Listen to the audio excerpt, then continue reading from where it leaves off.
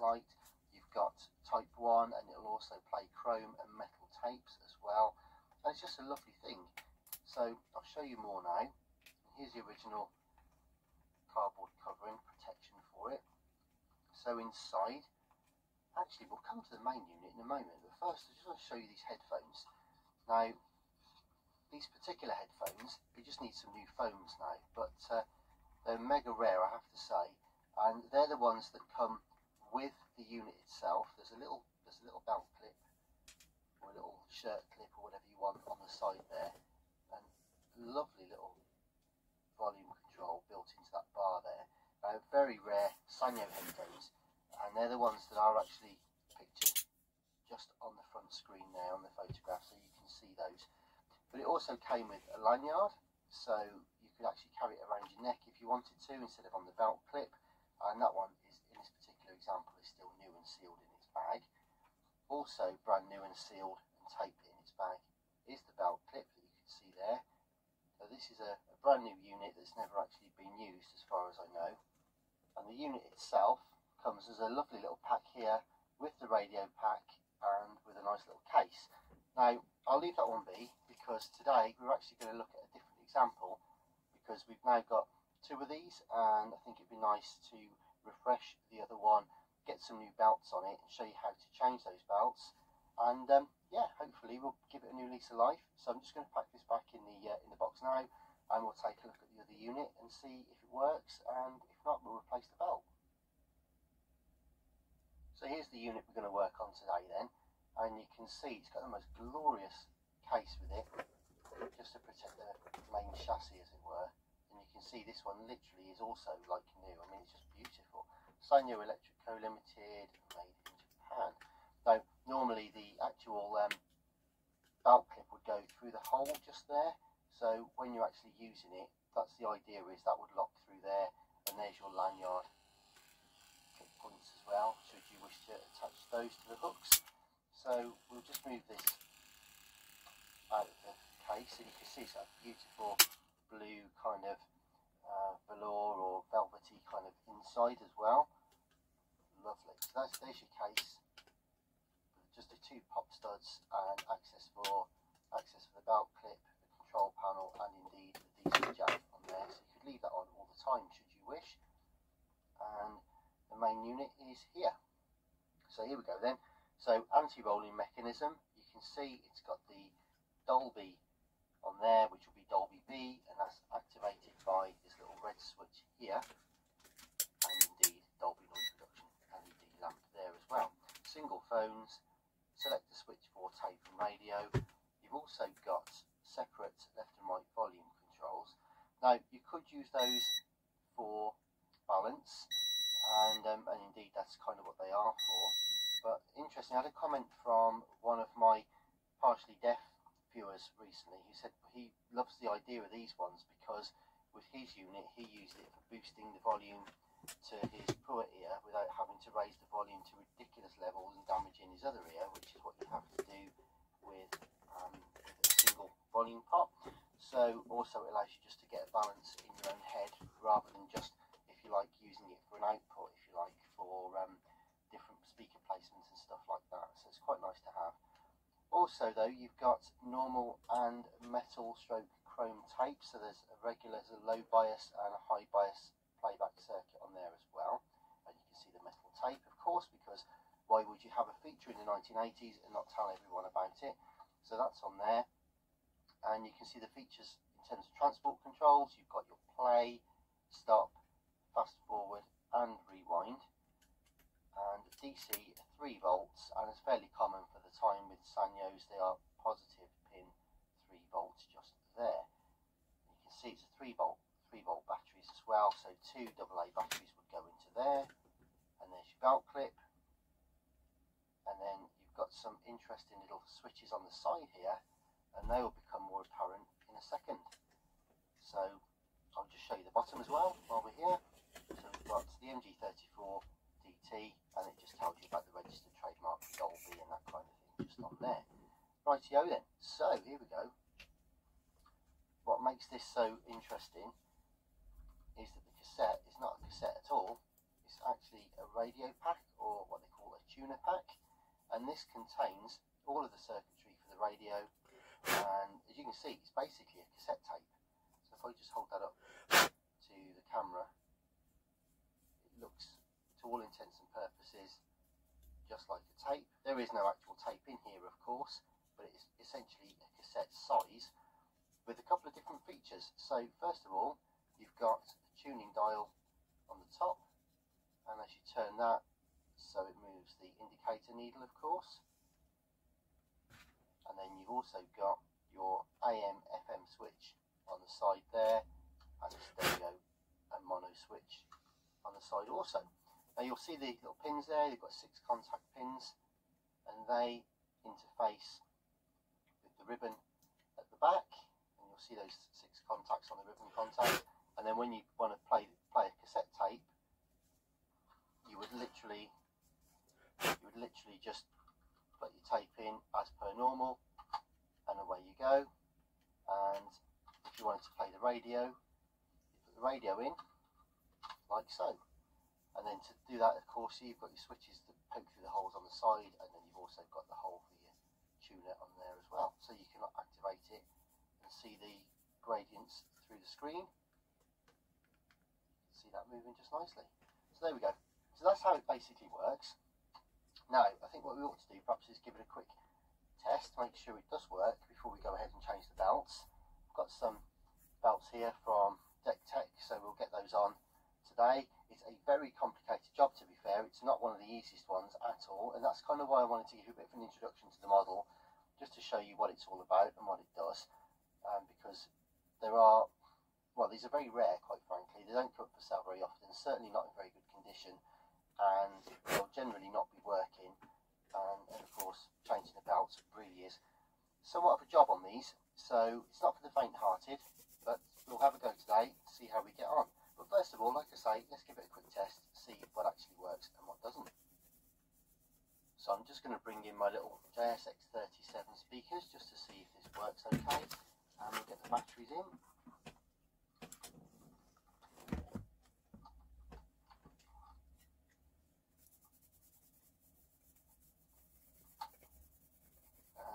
Yeah, you can see the battery cover clips in nicely. Headphone out, volume to minimum, just in case we get any sudden bursts of noise. Right, okay, so we'll go for radio, being as though that's in. So select radio on the top. Now we press play as if it was a cassette, and I can see, there we go, I can see that the radio is working, so I can hear that it's working.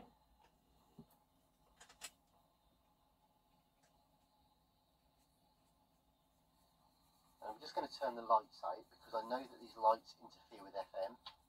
There we go.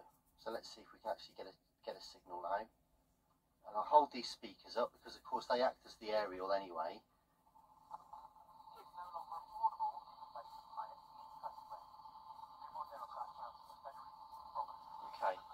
Well, you can see that the FM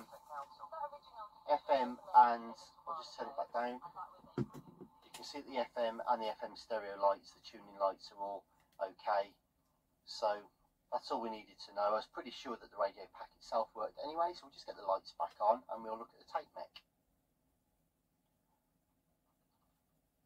So, reject the tuner cassette, as it were, tuner pack, and we'll just put the tape in now. And switch back over to tape and press play.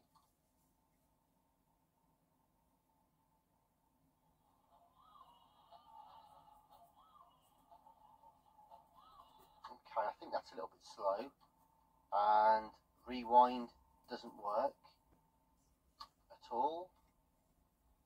Fast forward works to a degree. Okay, let's try another tape.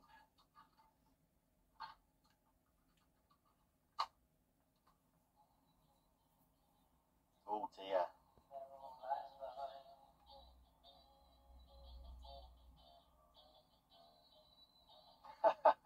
Okay, so we've got a really wobbly belt there, and again I'll just try and, yeah, rewind's gone, fast forwards limping and thinking about it. So basically then we're going to have to change both of the belts. Basically, as I say, the first belt is the main drive belt, and that will that's giving us that wow and flutter and all that sort of stuff. The second belt is really more for the fast forward and rewind. It's like a transport belt. So yeah, they kind of work. Yeah, they sort of work all right when there's no load on there, but as soon as you put a load on it by putting a cassette in there, the whole thing just yeah, turns to apples, and that's the end of that. So okay, we know what we need to do now, so let's get it open, see what we're up against. Very quickly, I suppose we ought to just check that the DC works, haven't we? So 3 volts DC, and I'm using my multi-voltage adapter here, which I did a video on recently. If you haven't checked that out, please do. It's quite a useful little multi-voltage dual polarity adapter there, so it's quite handy for just testing stuff like these on the bench. And yeah, that works. That's all I wanted to know, just to make sure that there was no obvious kind of loose power connection either, because we don't want to be taking it apart, putting it back together, and then realising there was something else we should have done whilst we were in there. So let's move these speakers away, lose the tape, and make a start. And the first thing we want to do is just remove the belt clip. Now that's designed, of course, for a coin. Turns with a coin if you're out and about, and that's all you need to remove that. The screw's held on by a E-clip, as you can see there, so there's no danger of that coming out. There we go then. Right, let's lose these batteries.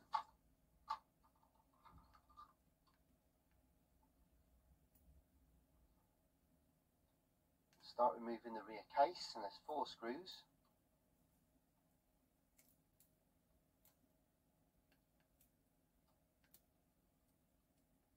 And all 4 screws there are the same, and the back cover is away as easy as that. So that's all we've got to start with. It's just the battery ribbon attached there and your 4 little screws. So that's the easy bit. Okay, now we come to the actual belt itself. We can start to see now this belt is pretty loose. See, it's lost a lot of its give, and it's very easy for that tiny little brass pulley just to spin up and forget to take this with it.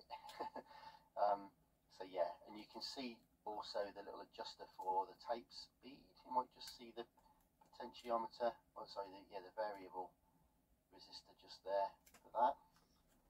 And there is the ribbon cable for, do you remember I said about the contacts for the back, for the radio pack? So if we look inside, you can see that ribbon, that ribbon in the back, that goldy orange colour with the 6 contacts. That comes through to here.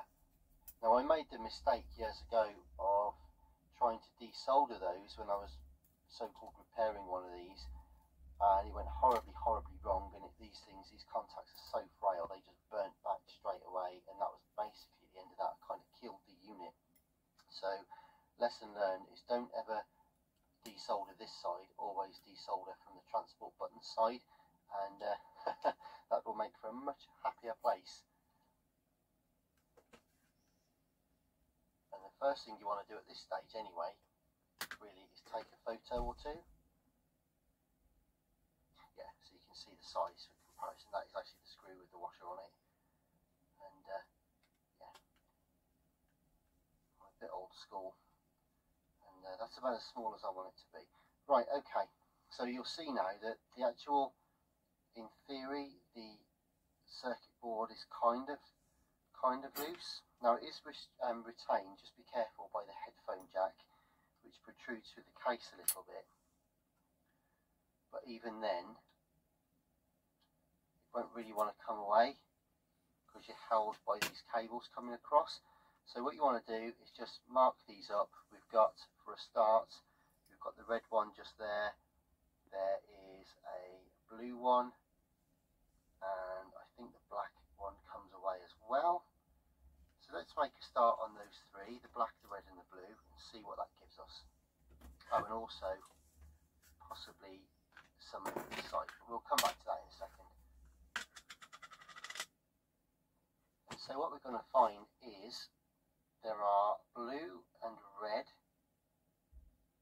to come off of this end, then there is the black and the yellow to come off of this end,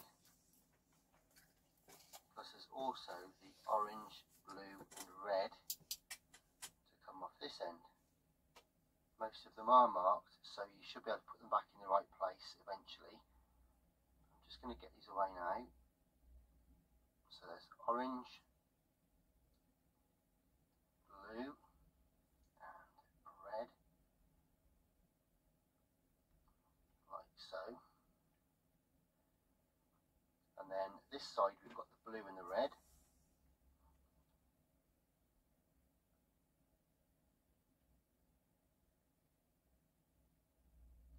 Important as to why you take photos beforehand. And this side we've got the black and the yellow.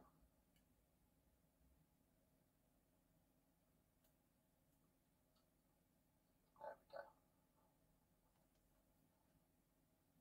think we may even have to desolder the head cables as well, and they are particularly tiny. You'll see those kind of nestled in between the chips, especially the white and the red there, look. So yeah, so far, as I say, we've got 3 off from this side, we've got the two from this side, and also the black and the yellow from the other side, and then we should be almost out. As I say, I think now we've got to unpick the head cable.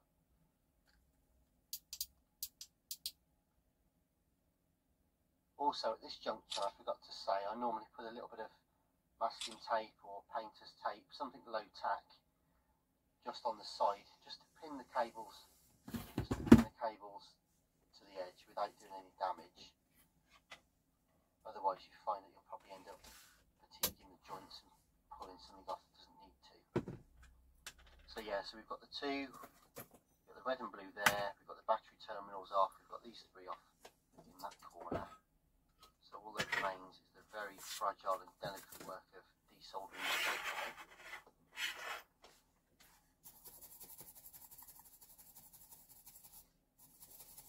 Oh, I've never found a way of doing this without desoldering the head.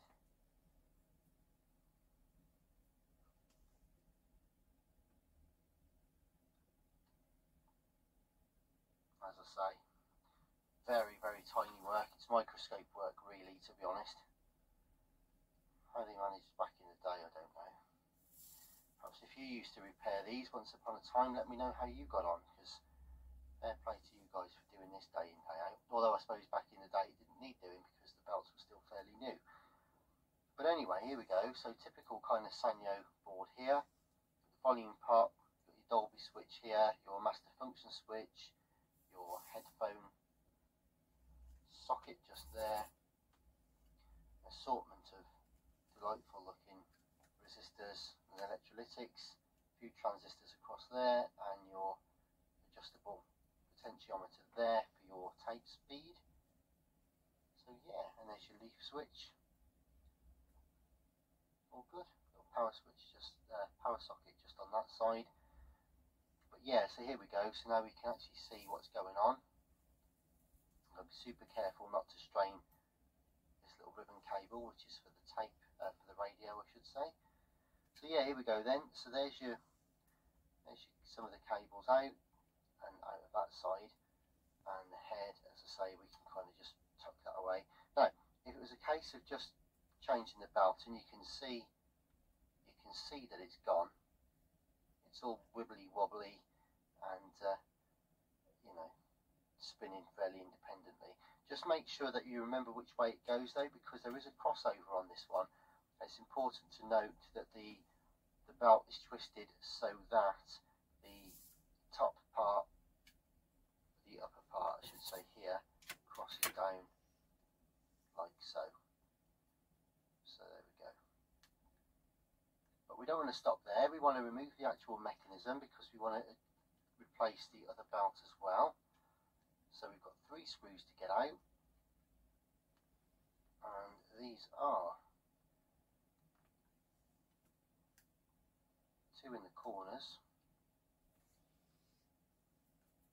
These are the 2 black screws in the corner.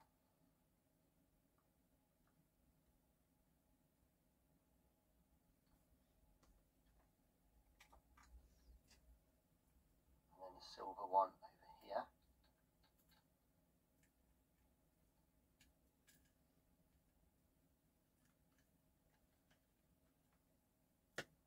And don't forget to put those back in, because before now I've even put the mech back in, put the board in, resoldered everything back up, put the back case on, looked up and saw 3 little screws sat on the side, thinking, oh no, I know what they're for, and had to take the whole thing apart and do it again. So do be careful. Right, okay, as I say, this is a very methodical little job. Now, another thing now is we need to remove the actual mechanism, but you would think that you'd actually have to press the play button in and all that sort of stuff to try and give you clearance. Actually, you have to pull away instead from the back, just tease it through, because before now, until you know, it's one of those things, when you know, but if you don't know, you end up sort of pulling the whole thing out, and it doesn't appear to want to come out, and unless you actually just peel it away gently like that, you will find, I think it's just a bit caught on some, just a bit caught on some glue in the corner. I've even before now pulled these pulleys off and had little washers and pulleys everywhere, purely just because it gets trapped inside the casing. So just remember to pull it, sort of push the mech towards the transport buttons to peel the back away, and then you can lift it out like so. Anyways, that's the chassis, as it were, with the board. So we're going to put that all just to one side for a minute, because now we have the mechanism itself. Because what we want to do now, well, A, it allows us to clean everything nicely. We can get in here and clean the pinch roller and the head, which looks a little bit grubby as well, and yeah, and the capstan, we can clean all that. But the main thing is there's another belt. I don't know if you'll see it, but just inside there, and this is where the fun starts, because you've got to watch now. And I might start going quiet on you, so I do apologise in advance if that's the case, because I have to really start concentrating in a minute. And I had a chap write to me recently. He said, oh, he's changed the belt in his MG34 and it's still not right, you know, any ideas? And I said, well, perhaps you might want to start thinking about changing the other belt, because quite often that one buried down in there is often overlooked, and even if it's not overlooked, it's a devil of a job to replace. So we're going to go and very carefully do that now. So first thing you want to do, first thing I'm going to do, is pull off the original belt. You can see it's deformed, it's a bit twisted up, just not very nice. It's lost its life. It was already too big, deformed, that's why it's wibbly wobbly. So we've got rid of that, that's okay. Right then, here we go. So now tiny screwdriver bit back out, and you need to remove 3 little black screws here. Okay, 1, 2, 3. And also, it doesn't do any harm to remove this tiny little spring as well. So you'll just bring that in slightly closer for you. But you've got a screw there, and there's also a little spring, and when you lift this out, it all kind of hangs on this spring anyway. So if you want to, now can be a chance to remove the spring like so. Okay, and then you don't have to worry about it all kind of being awkward in a minute, because sometimes you're trying to put it back against the spring tension and line these tiny screws up, and it's hard work. so I always try to put that spring back in after. So there's one.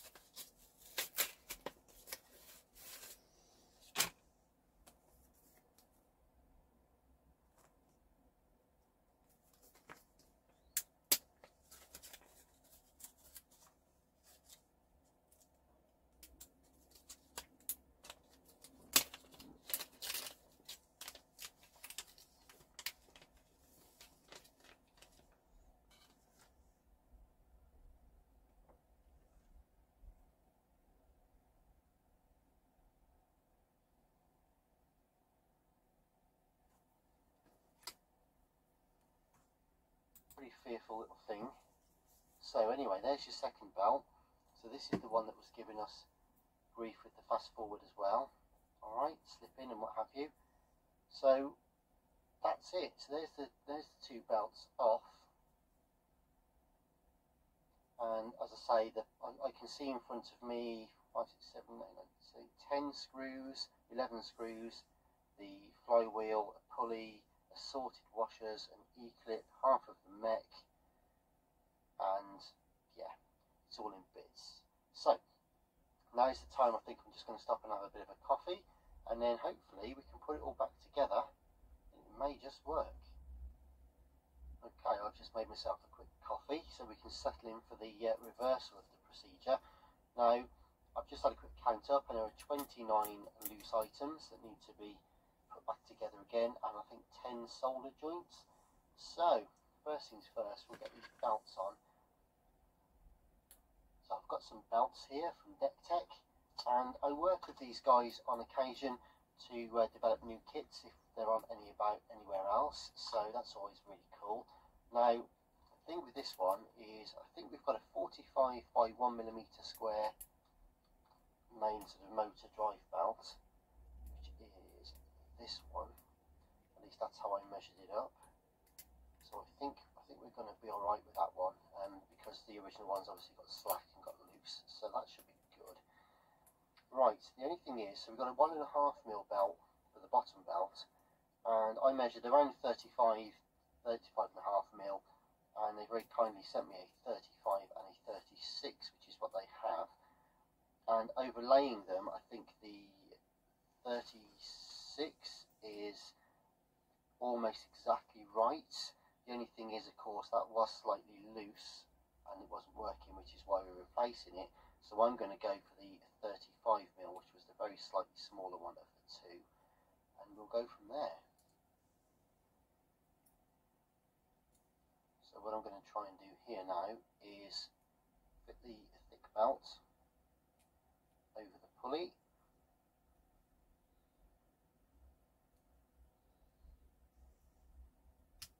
like so.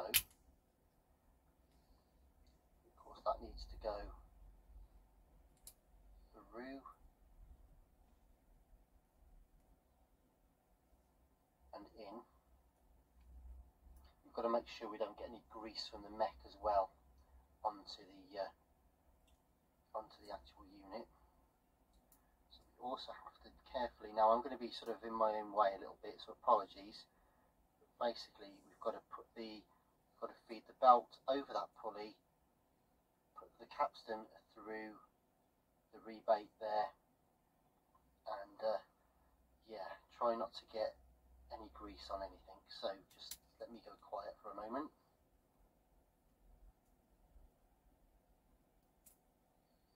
So that's kind of how the pulley, that's kind of how it will work. Now I've got to kind of lower it all in. Capstan will go through its gap. I'm going to get these super fiddly little screws in.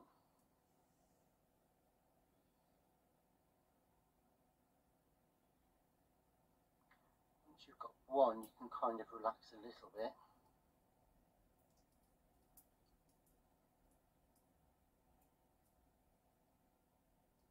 Now, having tried a couple of methods with putting it all in as a complete sub-assembly, it's not really working that well, to be fair, because you find that it goes on out of square, and it's imperative that all these various cogs and gears all line up. So to that end, what I'm actually doing instead is I've put the belt more or less in the direction it needs to go, and I'm now just going to screw the mech in whilst all the cogs and the gears are all in the correct place, like so.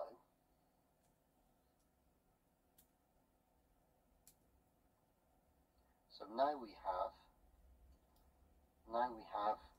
the assembly with everything wanting to turn okay, and that should all work okay, hopefully. What I've got to do now, of course, course, is get the capstan on, and of course it goes on bottom pulley of this. And I've made sure that the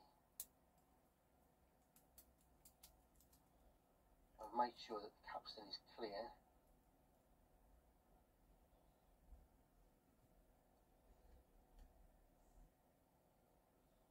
Okay, I think it's about 10 years later now, by the time I finally got all this back together again.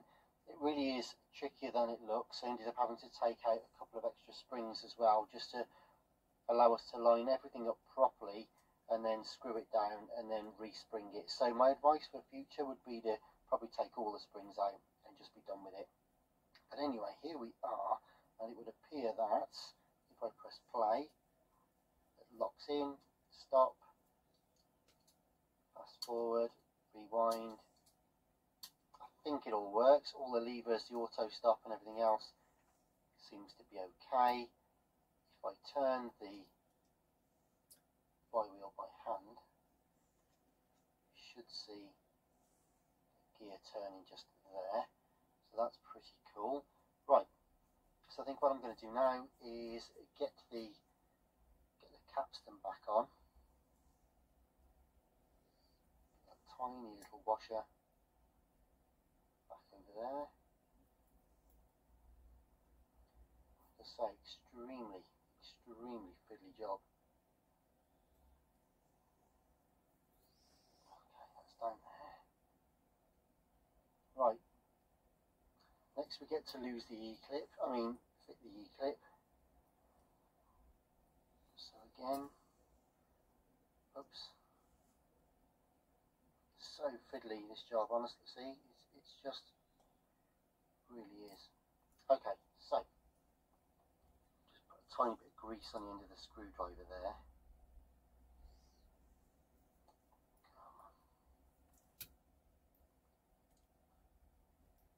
Yeah, so again, this is just going to be one of those jobs that takes about another. So now we have got to feed the belt over that pulley, put the capstan through the rebate there, and yeah, try not to get any grease on anything. So just let me go quiet for a moment.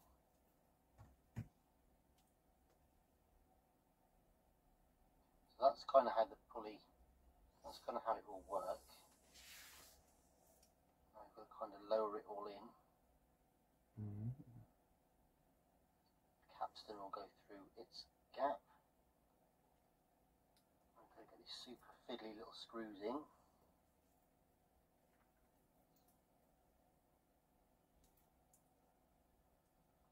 Once you've got one, you can kind of relax a little bit.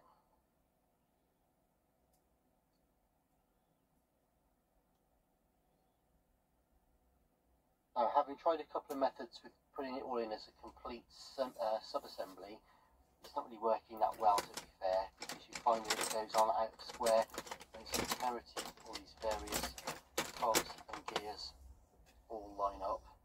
So to that end, what I'm actually doing instead is I've put the belt more or less in the direction it needs to go, and I'm now just going to screw the mech in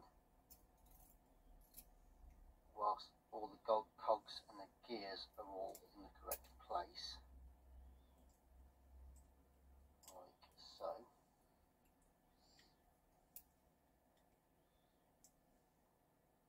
So now we have the assembly with everything wanting to turn okay, and that should all work okay, hopefully. What I'm going to do now, of course, is get the capstan on, and of course it goes on bottom pulley of this. And I've made sure that the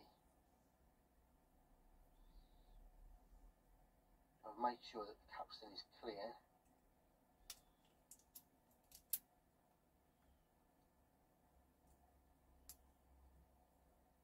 Okay, I think it's about 10 years later now, by the time I finally got all this back together again. It really is trickier than it looks. I ended up having to take out a couple of extra springs as well, just to allow us to line everything up properly and then screw it down and then respring it. So my advice for future would be to probably take all the springs out and just be done with it. But anyway, here we are, and it would appear that if I press play, it locks in, stop, fast forward, rewind. I think it all works. All the levers, the auto stop and everything else seems to be okay.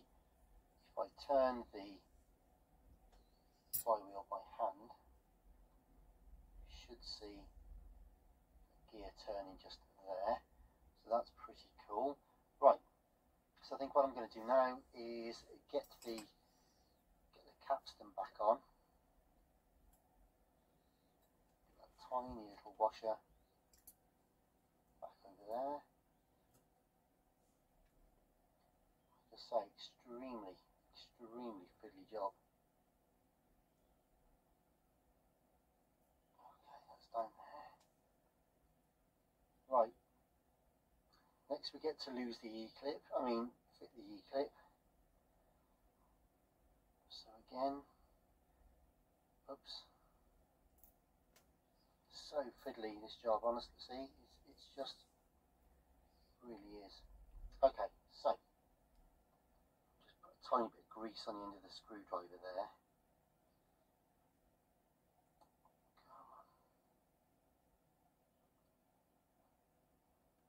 Yeah, so again, this is just going to be one of those jobs that takes about another 10 minutes.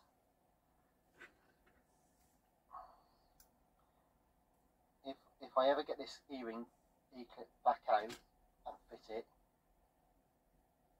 I'll be back for another, I can't believe, just carefully drop that into there like so, and the mechanism is all lined up. Okay, so next thing we want to do is get these screws back in. So we've got the two black screws there and the silver screw in the back corner.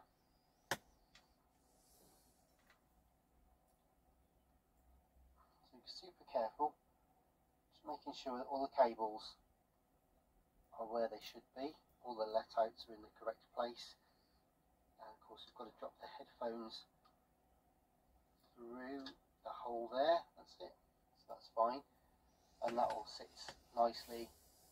You can see that the holes line up. You just check for all that kind of thing, and I'm just going to press the play.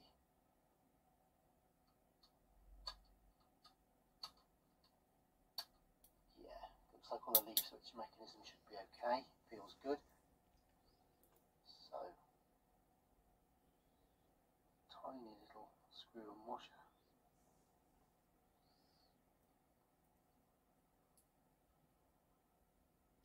Into the middle of the board. And then all that remains is the job of, I think, 1, 2, 3, 4, 5, 6, 7, yep, 10 cables to solder back on again. So we'll get the iron on and get this resoldered. So just be systematic about how we do this. Just take your time and hopefully all will be well.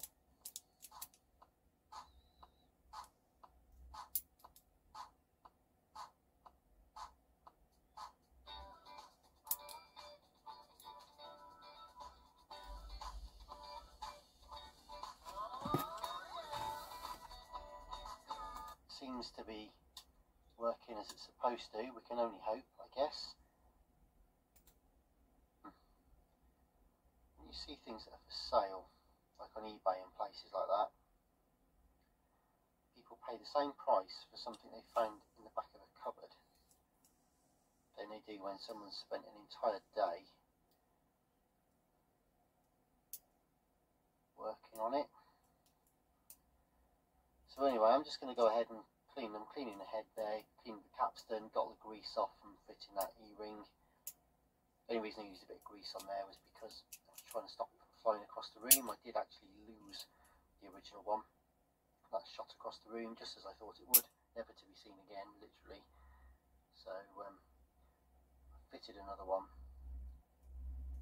harder because it's the same colour as the washer, so it was even harder to see what was going on. But anyway, I'm just going to finish cleaning this pinch roller, and I'll be back momentarily.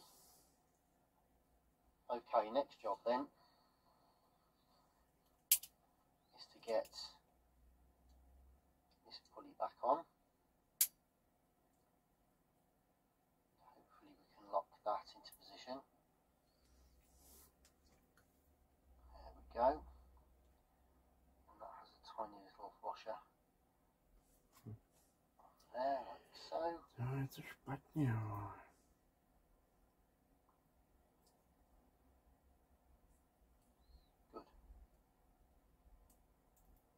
Okay, right.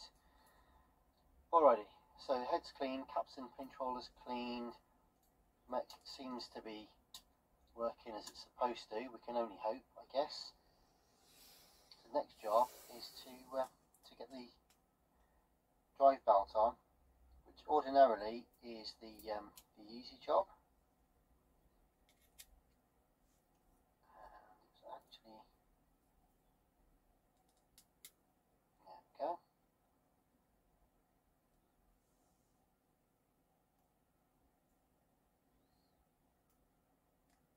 Good. Remembering to cross it the right way. While something's working, we turn the capstan over there, and everything else seems to be working, which is great news. I've just actually swapped that belt out for a slightly bigger one. Half the fun of doing demos, as it were, and trial kits and stuff. So that's better. That's a 47.5mm 1mm square. Right, good. So belts are on. Everything appears to be put back together. Now I'm checking my other loose screws around the place to make sure I've not forgotten anything obvious. This is where you can get into a habit of putting it all back together and realising you've forgotten something silly on the inside. So quick idiot check, it seems to be working. So I'm just going to hook up some power. Let's have a look.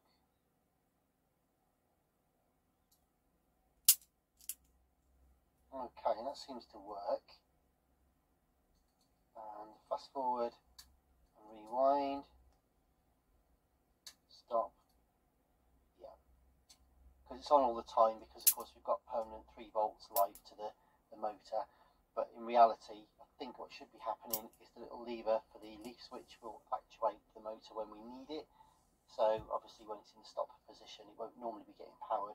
Only once we press play will it actually engage. So I think everything's done. But anyway, the next thing to do, I think, is to get it all back in its case and start soldering it back together again. So be super careful now not to damage anything.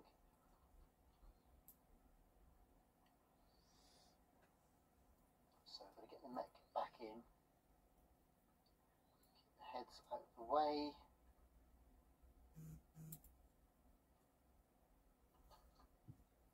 Just carefully drop that into there like so, and the mechanism is all lined up. Okay, so next thing we want to do is get these screws back in. So we've got the 2 black screws there and a silver screw in the back corner.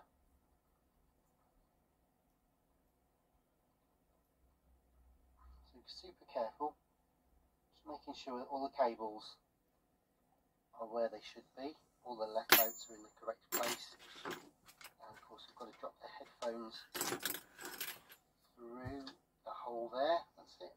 So that's fine, and that all sits nicely. You can see that the holes line up. You just check for all that kind of thing. I'm just going to press the play.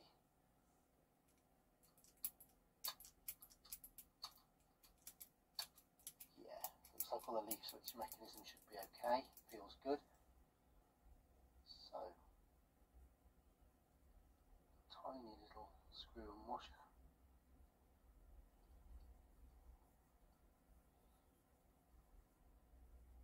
Into the middle of the board.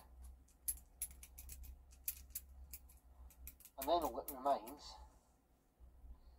is the job of, I think, 1, 2, 3, 4, 5, 6, 7, yep, 10 cables to solder back on again. So we'll get the iron on and get this resoldered. So just be systematic about how we do this. Just take your time and hopefully all will be well.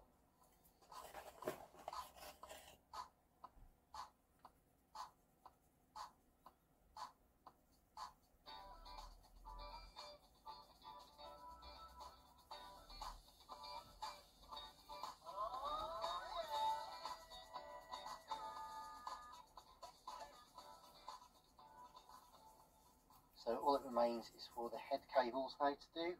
Now these are particularly tiny. I mean, they're microscopic.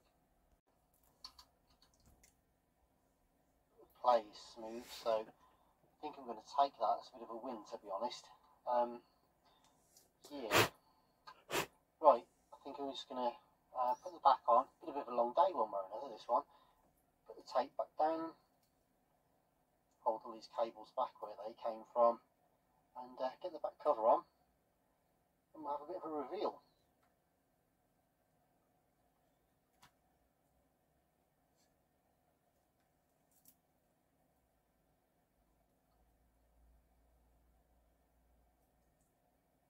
Right, I've just bought some little speakers out for a minute, and we'll just give it a quick check to see if it works. So play.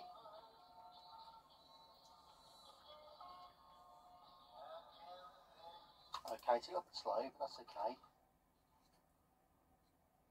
Okay, so I'm just going to turn it over now, because I think what we'll do is test the speed.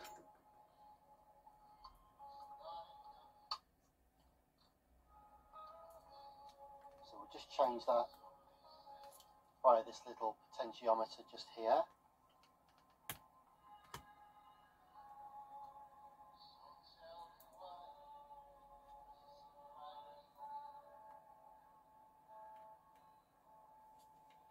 Okay, that's about right.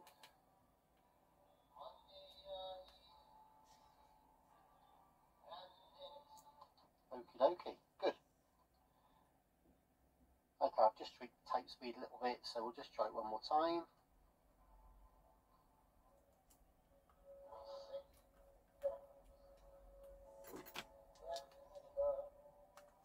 And the Dolby.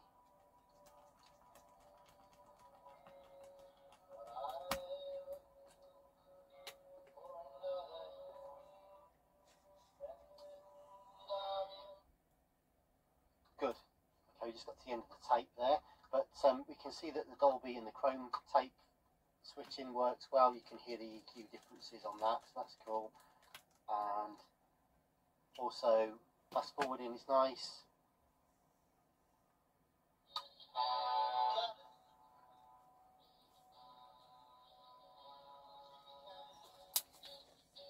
But it's playing really well.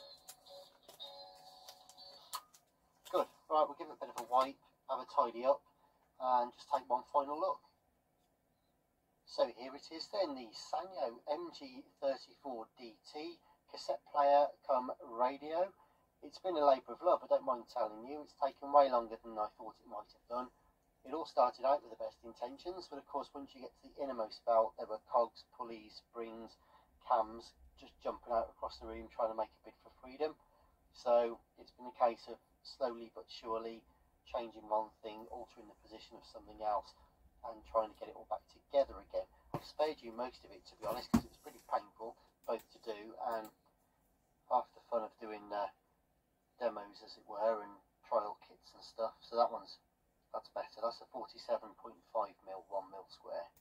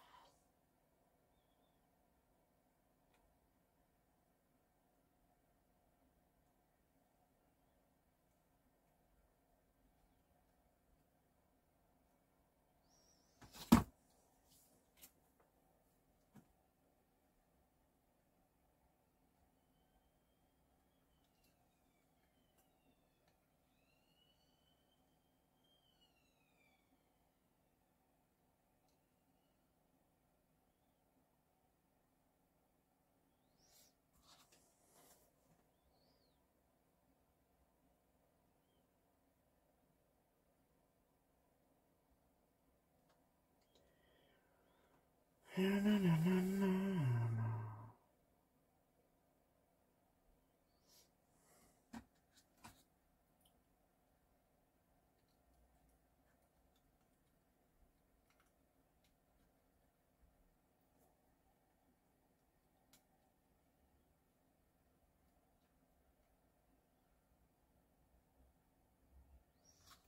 dobrze, a kde to jako má být?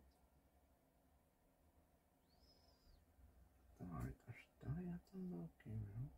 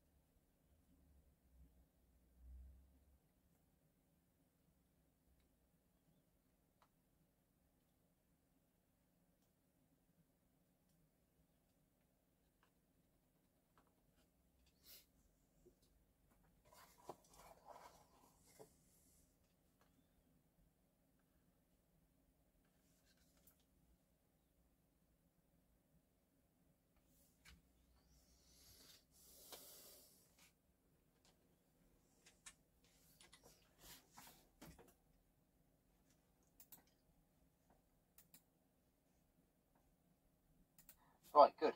So, belts are on.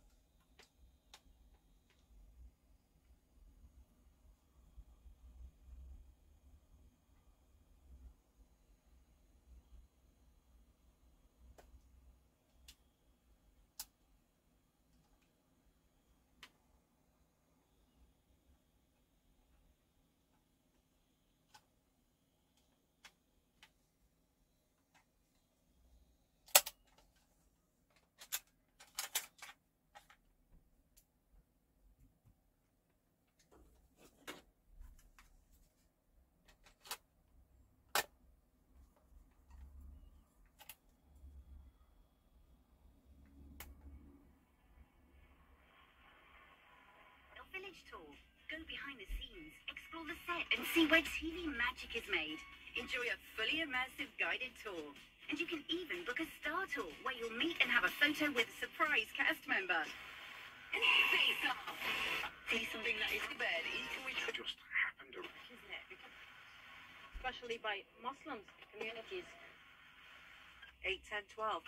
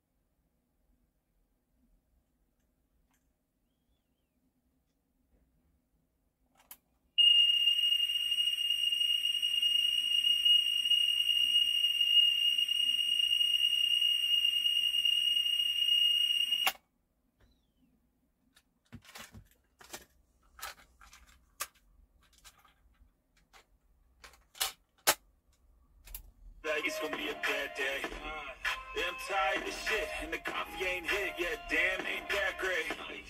I don't wanna go to work, cause my boss is a jerk, and I'm not even that paid. I need a change in my life, cause I don't feel alive, and there's nothing that...